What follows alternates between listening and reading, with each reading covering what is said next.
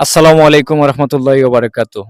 সম্মানিত প্রিয় ভাই ও বোনেরা, আমাদের সমাজে কিছু ব্যক্তিরা আছে প্রভাবশালী, যাদের অনেক ক্ষমতা, যাদের অনেক টাকা পয়সা আছে।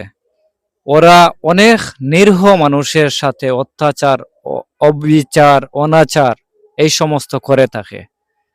প্লিজ আপনাদেরকে বলছি, কুল্লু নাফসিন যায়কাতুল মউত, প্রত্যেক প্রাণীর মৌতর স্বাদ গ্রহণ করিতে হবে। অতএব আমরা মরণশীল, আমরা আজ হোক কাল হোক অবশ্য সবাই মরতে হবে। সুতরাং এই যে রাস্তা দেখতে পাচ্ছেন, এদিকে দেখান তো ভাই, একটু দেখান। এই যে রাস্তা দেখতে পাচ্ছেন, এইরকম শত শত আমাদের গাঁও গ্রামে কিছু রাস্তাঘাট আছে, অনেক মানুষ যাতায়াত করে। এই সমস্ত রাস্তাঘাটে অনেক মানুষ বাধা বিঘ্ন করে যে এই রাস্তা বা চলাফেরা করতে পারবেন না। প্রিয় বাবারা, ভাইয়েরা, মায়েরা, বোনেরা, আপনাদেরকে বিনীতভাবে অনুরোধ করব, অনেক বাড়িত কোনো মহিলা, কোনো বোন, কোনো মা যদি টিউবওয়েলে পানি আনতে যান, তাহলে তারা কি করে, আমাদের টিউবওয়েলে আসবেন না, তোমাদেরকে পানি দেওয়া যাবে না, এরকম নিষেধ বাধা করে।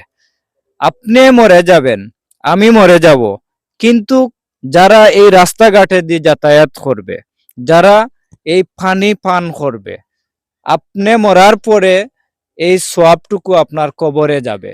এজন্য আপনারা দয়া করে, মেহেরবানি করে কোনো মানুষের সাথে খারাপ আচরণ করবেন না, রাস্তাঘাট বন্ধ করবেন না, পানি বন্ধ করবেন না, নিষিদ্ধ দিবেন না। বলে পানি নেওয়া নিষিদ্ধ, আমার বাড়ির থেকে পানি নিতে পারবেন না, আমার টিউবওয়েলতে নেই, আমার বাড়ির সামনে দিয়ে এটা আমার ব্যক্তিগত রাস্তা, ওই রাস্তা যেতে পারবে না, এইরকম থেকে বিরত থাকুন।